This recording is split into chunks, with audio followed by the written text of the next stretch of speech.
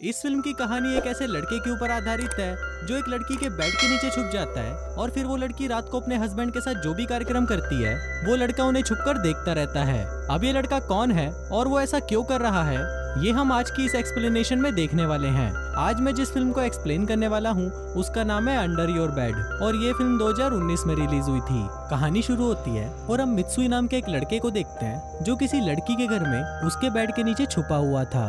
वो उस लड़की के पैरों को नीचे से देख ही रहा होता है कि तभी वहाँ पर उसका हस्बैंड आ जाता है और वो उस लड़की को बेड पर फेंक देता है। तभी मित्सुई उन दोनों के कपड़े उतरते हुए देखता है और फिर वो देखता है कि उसके ऊपर वाला बेड जोर जोर से हिल रहा है। वो लड़की दर्द से बहुत चिल्ला रही होती है जैसे कि उसके साथ कोई जबरदस्ती कर रहा हो। अब यहाँ से सीधा कहानी फ्लैशबैक में जाती है जब मित्सुई स्कूल में था। स्कूल में मित्सुई का कोई भी दोस्त नहीं था और वो हमेशा अकेला ही रहता था क्योंकि स्कूल में सभी लोग उसे इग्नोर करते थे और उसके होने या ना होने से किसी को कोई मतलब नहीं था। अब ऐसे ही टाइम बीतता है और मित्सुई कॉलेज पहुंच जाता है। फिर एक दिन क्लास में मित्सुई का टीचर उससे एक क्वेश्चन पूछता है जो उसे पता नहीं था। तभी पीछे से उसे चिहिरो नाम की एक लड़की आवाज लगाती है और उसे अपनी नोटबुक देती है। अब ये देखकर मित्सुई को बहुत अच्छा लगता है क्योंकि इससे पहले उसके साथ इतना अच्छा बिहेव किसी ने नहीं किया था। फिर क्लास के बाद मित्सुई घबराते हुए चिहिरो से कॉफी के लिए पूछता है जिसके लिए चिहिरो भी हाँ बोल देती है। इसके बाद कॉफी पीते हुए चिहिरो मित्सुई से उसकी हॉबीज के बारे में पूछती है जिस पर वो बोलता है कि उसे ट्रॉपिकल फिशेस बहुत पसंद है और उसका पूरा घर एक्वेरियम से भरा हुआ है। वो चिहिरो को बोलता है कि वो उसके घर में भी एक एक्वेरियम सेट कर सकता है जिसके लिए चिहिरो भी मान जाती है। फिर अगले दिन मित्सुई चिहिरो के घर पर एक्वेरियम सेट करने के लिए जाता है पर उसे वहाँ पर चिहिरो नहीं मिलती। इसके बाद कहानी 11 साल आगे शिफ्ट होती है जहाँ हमें पता चलता है कि मित्सुई आखिरी बार चिहिरो से उस कैफे में मिला था और उसके बाद से वो आज तक चिहिरो से कभी नहीं मिला। पर वो अभी भी चिहिरो को भुला नहीं पाया है और आज तक उसे ही ढूंढ रहा है। फिर ऐसे ही एक दिन उसे कुछ डिटेक्टिव्स की मदद से चिहिरो का पता मिल जाता है जिसको पाकर वो बहुत खुश होता है। पर इसके साथ ही उसे ये भी पता चलता है कि चिहिरो की अब शादी हो चुकी है और उसकी एक छोटी बेटी भी है। अब मित्सुई तुरंत ही उसके घर की तरफ निकल जाता है और उसके घर के बाहर छुपकर उसका इंतजार करने लगता है। और फिर जब चिहिरो अपने घर से बाहर आती है तो वो काफी कमजोर और उदास दिख रही थी। वो मित्सुई के पास से निकल जाती है लेकिन वो उसे पहचान नहीं पाती। अब मित्सुई उसे देखकर हैरान हो जाता है कि इन 11 सालों में ऐसा क्या हुआ कि चिहिरो की ऐसी हालत हो गई। इसलिए मित्सुई डिसाइड करता है कि वो चिहिरो को पहले की तरह खुशमिजाज बनाएगा। इसके लिए वो उसके घर के ही सामने एक एक्वेरियम शॉप रेंट पे लेता है और उसी बिल्डिंग के 3rd फ्लोर पर वो रहने भी लगता है। वो अपने रूम की दीवार पर चिहिरो की एक फोटो लगाता है और साथ ही वो वहाँ पर चिहिरो की एक ड्रेस पहनी हुई डमी को भी रखता है क्योंकि मित्सुई जब उस डमी को छूता है तो उसे लगता है कि चिहिरो उसके पास ही है। फिर रात को मित्सुई एक टेलीस्कोप की मदद से चिहिरो पर नजर रख रहा था जो कि अपने हस्बैंड के साथ डिनर कर रही थी। पर तभी अचानक उसके हस्बैंड के पिछवाड़े में चुल सी मचती है और वो चिहिरो को वहीं पर ही पीटने लग जाता है जिसको देखकर मित्सुई भी हैरान हो जाता है। फिर अगले दिन मित्सुई चिहिरो के घर के बाहर जाता है जहाँ वो देखता है कि चिहिरो अपने हस्बैंड को ऑफिस जाते हुए गुड बाय बोल रही थी। अब उन दोनों को देखकर ऐसा बिल्कुल भी नहीं लग रहा था कि कल रात उन दोनों के बीच में कुछ हुआ था।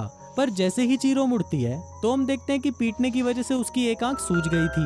अब ये देखकर मित्सुई भी समझ जाता है कि चिहिरो और उसके हस्बैंड के बीच में कुछ भी ठीक नहीं चल रहा। अब इसके बाद से ही मित्सुई चिहिरो के घर के बाहर एक फूलों का गुलदस्ता और एक कार्ड रखा करता था जिसको चिहिरो रोज कूड़े में फेंक दिया करती थी। यहाँ तक कि उसे ये भी जानने में कोई इंटरेस्ट नहीं था कि ये सामान कौन भेज रहा है। फिर एक दिन चिहिरो मित्सुई की एक्वेरियम शॉप पर आती है जिसको देखकर मित्सुई बहुत खुश हो जाता है। वहाँ चिहिरो को एक फिश बहुत पसंद आती है पर वो फिश बहुत महंगी थी तो चिहिरो वहाँ से जाने लगती है। पर तभी मित्सुई उसे रोकते हुए बोलता है कि आज हमारी शॉप की ओपनिंग है इसलिए हम अपने पहले कस्टमर को फिश फ्री में दे रहे हैं। ये सुनकर चिहिरो बहुत खुश हो जाती है और मित्सुई ने भी ऐसा इसलिए किया क्योंकि वो चिहिरो को उदास नहीं देख सकता था। इसके बाद मित्सुई चिहिरो के घर पर फिश टैंक फिट करने के लिए जाता है और फिर टैंक लगने के बाद चिहिरो बहुत ज्यादा खुश हो जाती है और उसे खुश देखकर मित्सुई को भी बहुत अच्छा लगता है। तभी वहाँ चिहिरो किसी काम से दूसरे कमरे में चली जाती है और मित्सुई मौका देखकर उसके घर की चाबी चुरा लेता है और फिर कुछ देर बाद वो उस चाबी की कॉपी बनाकर उसे वापस उसी जगह रख देता है। इसके साथ ही वो एक लाइटर में माइक भी फिट कर देता है और वो उसे चिहिरो के बेडरूम में रख देता है ताकि वो उसके और उसके हस्बैंड के बीच की सारी बातें सुन सके।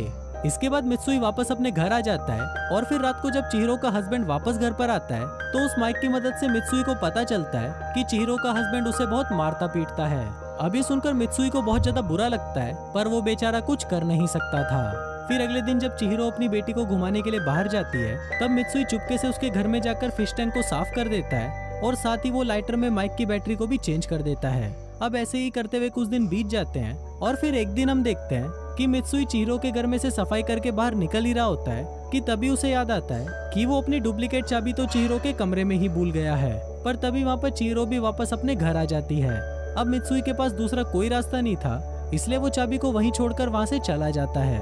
अब ऐसे ही कुछ दिन और बीत जाते हैं और अब मित्सुई को लगने लगता है कि रोज चिहिरो के घर पर ऐसे आना जाना ठीक नहीं है। इसलिए वो एक दिन पूरी तैयारी करके चिहिरो के घर पर जाता है और उसके बेड के नीचे जाकर छुप जाता है। फिर रात को जब चिहिरो का पति वापस आता है तो मित्सुई चिहिरो के साथ हो रही जबरदस्ती को उसके बेड के नीचे से महसूस करने लगता है। इसके बाद अगले दिन जब चिहिरो का हस्बैंड सोकर उठता है तो उसे वहाँ पर मित्सुई का भेजा हुआ एक कार्ड मिल जाता है। अब ये देखकर उसको बहुत गुस्सा आता है और फिर वो चिहिरो को कुत्ते की तरह पीटना शुरू कर देता है, क्योंकि उसे ऐसा लग रहा था कि चिहिरो का किसी के साथ अफेयर चल रहा है। अब मित्सुई भी ये सब देखकर रोने लगता है, क्योंकि चिहिरो की ये हालत उसी के ही भेजे हुए कार्ड की वजह से हुई थी। फिर आधी रात को जब चिहिरो का हस्बैंड सो जाता है तब मित्सुई उसके बिस्तर के नीचे से बाहर निकलता है और भागता हुआ उसके बाथरूम में जाता है। वहाँ वो देखता है कि चिहिरो के हस्बैंड ने उसे मार मार कर अधमरा कर दिया है और वो बाथरूम में ही बेहोश पड़ी है। तभी मित्सुई उसे बाथटब से बाहर निकालता है और उसके शरीर को एक ब्लैंकेट से ढककर वहाँ से वापस अपने घर चला जाता है। फिर अगले दिन जब चिहिरो उठती है तो वो अपने ऊपर रखे ब्लैंकेट को देखकर समझ जाती है कि कोई तो है जो उसकी मदद कर रहा है। इसके बाद चिहिरो अपने बेडरूम में आती है और वहाँ पर जोर जोर से चिल्लाने लगती है कि अगर तुम मेरी बात सुन पा रहे हो तो प्लीज मेरी मदद करो। दूसरी तरफ मित्सुई भी चिहिरो की बातें सुन लेता है और फिर वो डिसाइड करता है कि अगर इस बार चिहिरो के पति ने उस पर हाथ उठाया तो वो उसे मार डालेगा। फिर अगली सुबह हम देखते हैं कि चिहिरो के घर पर उसकी माँ का कॉल आता है जो उसको बताती है कि उसके फादर की तबीयत बहुत ज्यादा खराब है और वो कभी भी लुढ़क सकते हैं। फिर रात को चिहिरो अपने हस्बैंड को ये सभी बातें बताती है और कहती है कि उसे अपने फादर से मिलने जाना है, पर उसका चूतिया पति उसे मना कर देता है और बोलता है कि तुम कहीं नहीं जाओगी, मरने दो उस बुड्ढे को, मुझे कोई फर्क नहीं पड़ता। अभी सुनने के बाद चिहिरो को भी गुस्सा आ जाता है और वो अपने हस्बैंड को एक थप्पड़ मार देती है। तभी उसका हस्बैंड गुस्से में उसे फिर से पीटना शुरू कर देता है। पर तभी वहाँ पर हम मित्सुई को देखते हैं जो पर्दे के पीछे छुपा हुआ था और वो बहुत कोशिश करता है कि वो उसके हस्बैंड को मार डाले, पर वो ऐसा करने की हिम्मत जुटा नहीं पाता और अपने घर आकर खुद को ही कोसने लगता है। वो गुस्से में खुद को ही इलेक्ट्रिक शॉक दे देता है जिससे वो वहीं पर बेहोश हो जाता है। फिर अगले दिन जब उसे होश आता है तो वो देखता है कि चिहिरो अपने बच्चे को लेकर इस शहर से बाहर जा रही है। ये देखकर मित्सुई उसका पीछा करने लगता है, पर तब तक चिहिरो वहाँ से जा चुकी होती है।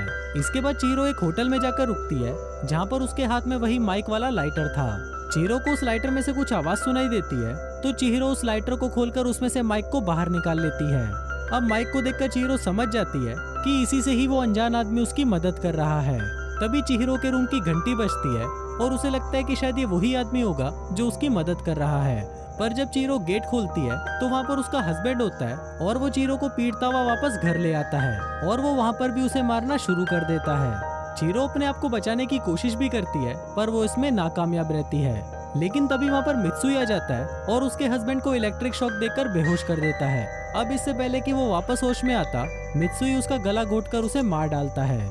वहाँ चिहिरो देखती है कि ये वही एक्वेरियम वाला आदमी है, पर वो उसे पहचान नहीं पा रही थी कि ये वही लड़का है जिससे वो 11 साल पहले मिली थी। फिर अगले दिन मित्सुई पुलिस स्टेशन जाकर खुद को सरेंडर कर देता है। वहीं दूसरी तरफ चिहिरो उससे मिलने उसके घर पर आती है, लेकिन वहाँ पर कोई नहीं होता, पर उसे वहाँ पर उसके कॉलेज की कुछ फोटोज मिलती हैं जिसको देखकर उसे याद आ जाता है कि ये उसका क्लासमेट मित्सुई है।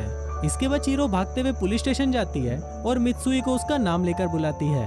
अब चिहिरो के मुंह से अपना नाम सुनकर मित्सुई बहुत खुश हो जाता है और इसी के साथ ही ये फिल्म